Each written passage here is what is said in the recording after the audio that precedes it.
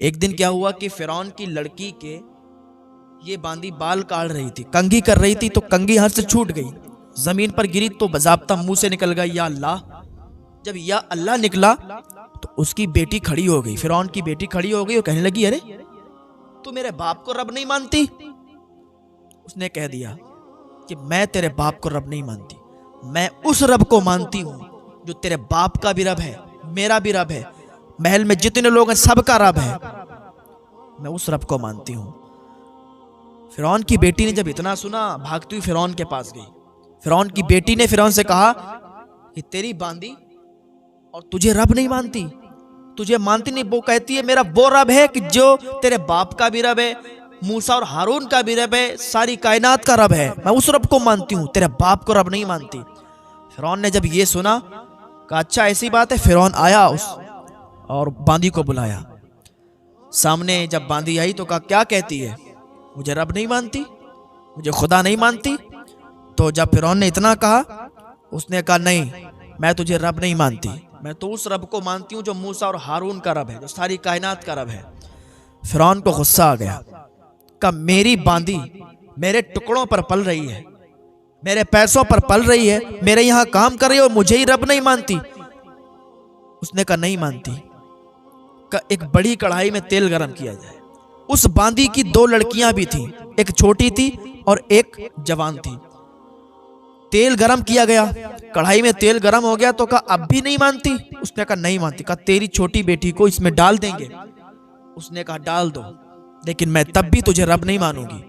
कहा मैं तेरी दोनों बेटियों को डाल दूंगा। कहा डाल दो, अगर मेरी 1000 बेटियां उनको भी डाल दो, लेकिन मैं तुझे रब नहीं मान सकती। अच्छा। उसने छोटी बेटी को पैरों से पकड़ा और सर के बल डाल दिया। जैसे ही कढ़ाई में वो बेटी उसकी गई, उसकी चीख भी नहीं निकल पाई और वो उस कढ़ाई में कोयला बन गई। जब ये मंजर उसकी मां ने देखा तो हाथ रखा सीने पे, सब्र किया और अल्लाह का शुक्र अदा किया। आज इतनी नेमतें मिलने के बाद भी हम अल्लाह का शुक्र अदा नहीं करते। ये अल्लाह वाले हैं कि अपनी औलादें कुर्बान करके फिर भी अल्लाह का शुक्र अदा करते हैं।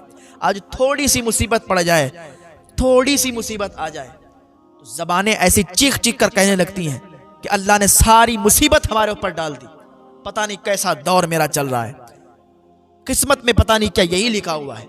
जबान से पता नहीं क्या क्या कहना शुरू कर देते हैं। लेकिन जरा इनकी भी जिंदगियां देखें कि औलादें कुर्बान हो जाती है फिर भी शिकवा नहीं करते और अल्लाह का शुक्र अदा किया करते हैं। बेटी कुर्बान हो गई, दूसरी बेटी को भी पैरों से पकड़ा, कढ़ाई में छोड़ दिया, चीख भी नहीं निकल पाई, कोयला बन गई। फिरौन ने कहा अभी भी मान जा, तुझे बख्श देंगे, तुझे नहीं जलाएंगे। उसने कहा मेरे सामने मेरी दोनों बेटियां जल गई, मैं तुझे रब नहीं मान सकती, ना मैं मानती हूं ना मानूंगी, तू मुझे भी जला दे। फिरौन ने उसे भी जला दिया, यहां तक कि वो भी कोयला बन गई। तो ये ईमान होता है पुख्ता ईमान। जान तो चली जाएगी पर मुस्तफा का दिया हुआ ईमान नहीं जा सकता।